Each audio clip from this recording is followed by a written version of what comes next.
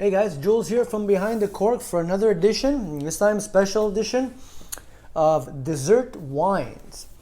I figured since my passion started with port wines, I figured I'd bring you a quick summary of what to expect, what to look for, and the differences of what you when you go out there and looking for some sweet wine. I think Porto is definitely a good choice.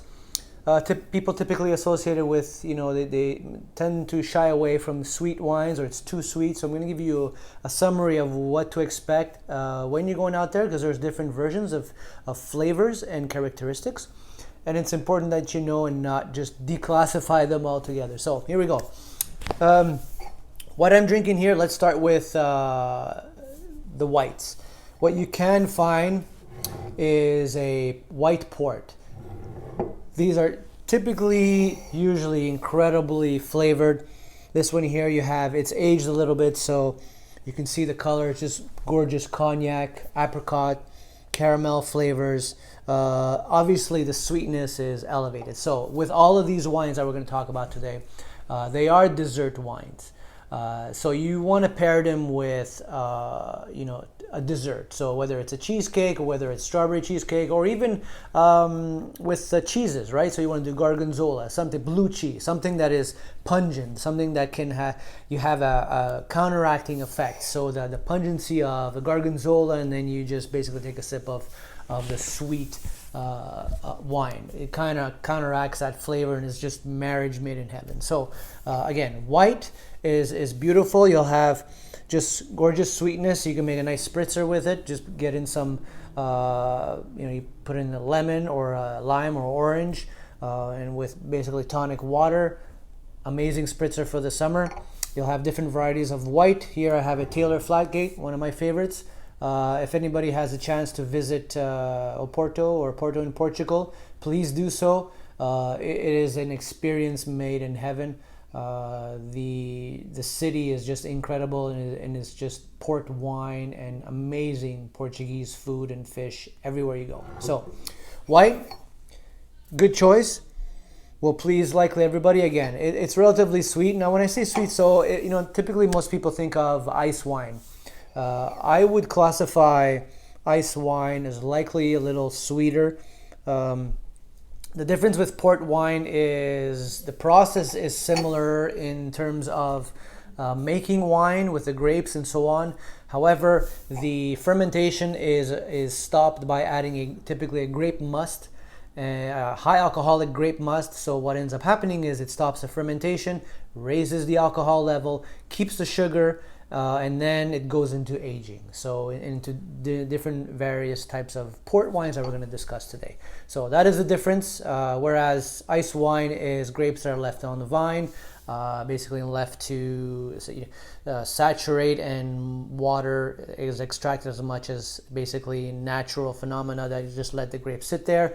The sugar is concentrated, and then the wine is produced. So I would think, if anybody has ruled out ice wine because it's too sweet, or personally, I think after a glass of ice wine, and I enjoy ice wine, after one glass, I've had enough. Porto seems to go a little well, or a lot better in terms of having more than one glass. So again, if you're these days probably not visiting anybody, but if you're going to start with Porto, you probably want to consider that it'll be a long night. So white wine. Or white Porto. So the next one, what you want to think of in terms of aging potential and category, is what's called ruby red port wine. So it is typically aged less, 2, 3, 4 years. What you're going to find in the stores, and what I have a sample here, is a late bottled vintage. Again, this is a Fonseca late bottled vintage. Typically 2 years, I would say, of aging. However, you're going to have that, the color is going to look like wine. However, it's going to taste a lot sweeter, higher alcoholic content. This one in particular is 20%. So, big difference in wine. So after a couple of glasses, you're well on your way. So late bottle vintage, expect, cherry, gorgeous fruit flavors. This is beautiful. As if you're going to choose an everyday Porto that pleases most people, late bottle vintage is the way to go. Also, it can be labeled as ruby port, and sometimes you'll also see reserve. So it's a good entry level, I would say. Price point is very affordable. You know, I would say under $30. Some even on around the $20 mark Canadian. It's a good alternative. Try this out and see how that goes. Now, if we want to take it up a notch, what ends up happening with the ruby as it ages longer, or as they age it longer, 4 to 6 years and so on, barrel aging as well. Vineyards, what they produce is called vintage, and this is our single vineyards, and labeled in this particular one here is a 2003 vintage port. Much longer aging in barrel. However, the true potential, I mean, you should probably look at this as a good, something that needs to age. The true potential only comes to life 20 to 30 years. So this one in particular is 17 years, so I still have quite a ways to go.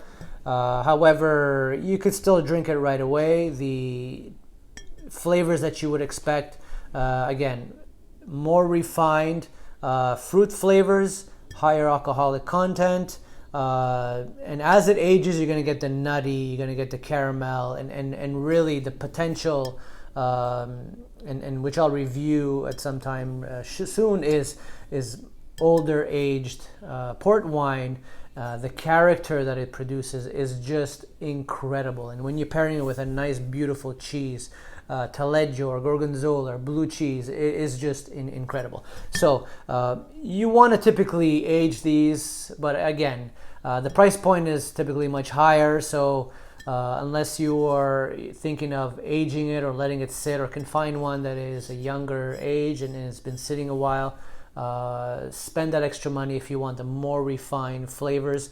As it ages, obviously the fruit dies a little bit, and the secondary and tertiary flavors come to life. The tobacco, the caramel, the nuttiness, the smokiness starts to produce. However, it's still considered a sweet wine. So that's vintage, and again, single vineyard. And it'll be, depending on the years, if you follow wine, you typically want to get one that has a very good year, a good rating. Will just have a better potential to age. And the last, and definitely not the least, and one of my favorites, is tawny port. I have two expressions right here. And tawny port is basically, I don't have them open right now. However, you would expect the color to be like this white port right here, which is cognac flavors. That's the best way I can describe tawny port. Cognac, refined, caramel, apricot, vanilla, nutty. If you love those flavors, tawny port is your go-to. And they typically come in, you have producers will sometimes do like a special tawny, like in this case. We'll have a mix of different years, and it'll be very consistent. The flavors will be very consistent. Lower price point, I would say, than your typical tawnies, which will go from and will be labeled either 10, 20, 30, 40 years. And that is aging in oak casks for longer periods of time. What happens to the wine color, it ends up being a more refined wine, and you'll actually get a cognac color, and the flavors will be just fantastic. So if you like the experience of a more refined, obviously cognac is a higher alcohol content, this tawny right here is still 20%, but you're going to get the beautiful aromas of just wood, smoke, apricot, and that's what you really want. So the higher you go in years, obviously, the more expensive the wine's going to be. If you're lucky to try a 40-year-old tawny, which has been aged, it is just gold in the glass. So 20 is a good entry point. 10 is actually very good. So start with a 10, go higher. Like in all wines and things you drink, you always want to start with the less refined, and then the less quality, and move up to the better quality. Because if you start with the better quality and try to go down, you're just gonna get disappointed in most cases. So and that's pretty much it. So again, entry level, you want to do late bottle vintage. The sweetness level is going to be high there as well. Again, not as high as ice wine, but give it a try. Good price point.